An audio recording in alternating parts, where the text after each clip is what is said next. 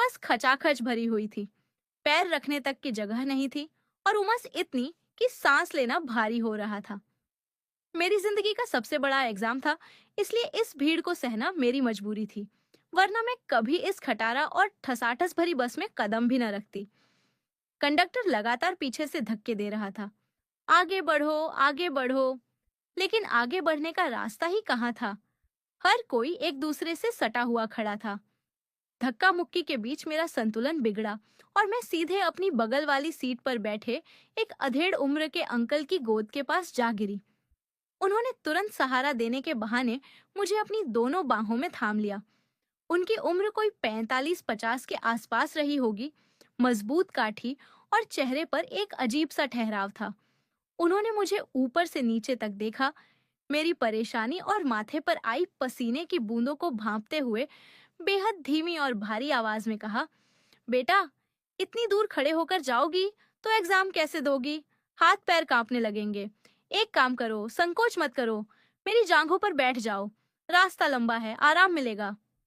उनकी आवाज में एक अजीब सा जादू और अधिकार था, जिसने उस वक्त मेरे संकोच को पूरी तरह से सुला दिया। सच कहूं तो थकावट और एग्जाम के तनाव के बीच मुझे उनका यह प्रस्ताव बिल्कुल भी बुरा नहीं लगा, बल्कि मन ही मन मुझे एक राहत सी महसूस हुई और मैं बिना किसी नानुकुर के धीरे से उनकी दोनों जांघों पर अपनी पीठ उनकी छाती की तरफ करके बैठ गई।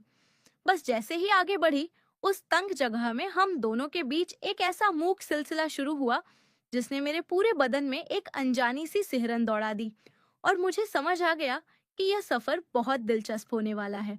शुरुआत में सब कुछ सामान्य लग रहा था। अंकल ने बस एक अभिभावक की तरह मुझे अपनी गोद में संभाला हुआ था, लेकिन जैसे जैसे बस ने रफ्तार पकड़ी और हिचकोले खाने शुरू किए, उनके छूने का अंदाज बदलने लगा और मैं भी इस बदलाव का पूरा मजा लेने के लिए तैयार थी। बस के मुड़ने पर जब मेरा संतुलन थोड़ा डगमगाया, तो उन्होंने अपनी मजबूत हथेलियां मेरी पतली कमर पर जमा दी। पहली बार जब उनके गर्म हाथ मेरी कमर के कपड़ों के ऊपर से महसूस हुए, तो मेरे पेट में अजीब सी खलबली मच गई। मुझे अच्छी तरह एहसास हो गया था कि यह सिर्फ सहारा देने के लिए नहीं है, क्योंकि उनकी उंगलियां धीरे धीरे मेरी कमर को सहलाने लगी थीं। लेकिन मुझे इसमें कोई आपत्ति नहीं थी।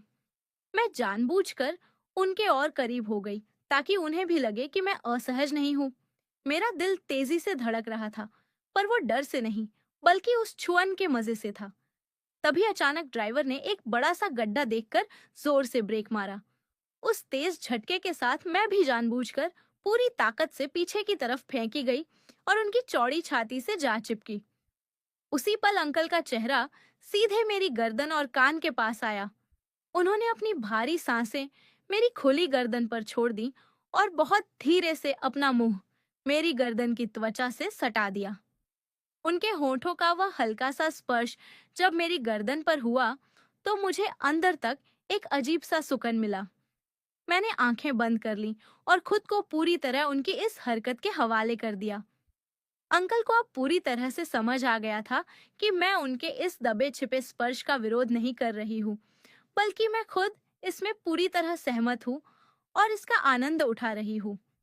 उन्होंने मेरी मूक सहमति को भांपते हुए अपनी कमर पर टिकी हथेलियों का दबाव और बढ़ा दिया।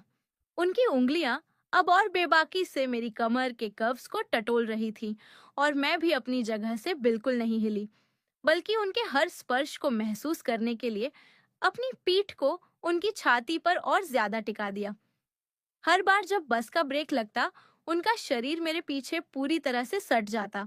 जब भी कोई तीखा मोड़ आता या अचानक ब्रेक लगता, तो वे जानबूझकर अपनी मजबूत जांघों को ऊपर की तरफ उठाते, जिससे मेरा निचला हिस्सा उनके शरीर के साथ और गहराई से सट जाता। इस घर्षण और नजदीकी ने मुझे एक अनोखा नशा दे दिया था। मुझे मालूम था कि यह सब जानबूझकर हो रहा है, लेकिन मुझे यह सब बिल्कुल भी बेकार या गलत नहीं लग रहा था, बल्कि मैं खुद मन ही मन चाह रही थी कि यह सफर थोड़ी देर और चले। जब दोबारा एक बड़ा सा स्पीड ब्रेकर आया, तो बस को तगड़ा झटका लगा। इस बार अंकल ने पूरा फायदा उठाते हुए अपना चेहरा पूरी तरह मेरी गर्दन और कॉलर बोन के बीच फंसा दिया। उनकी गर्म सांसें और उनके होठों की रगड़ मेरी संवेदनशील त्वचा पर महसूस हो रही थी। उन्होंने अपनी नाक से मेरी गर्दन को धीरे से सहलाया, जिससे मेरी सांसें पूरी तरह महक उठीं। मैं बाहर देखने का नाटक कर रही थी ताकि किसी को शक न हो, पर अंदर ही अंदर मैं अंकल की इस छुअन का पूरा मजा ले रही थी। सफर जैसे जैसे खत्म होने की कगार पर पहुंच रहा था, हम दोनों के बीच की यह आपसी सहमति और गहरी होती जा रही थी। अब वे ब्रेक लगने का इंतजार भी नहीं कर रहे थे। उनकी हथेलियां मेरी कमर से थोड़ा ऊपर उठकर मेरी पीठ को सहलाने लगी थीं, और बीच बीच में जब भी बस हिलती, उनकी जांघों का दबाव मेरे शरीर पर साफ महसूस होता।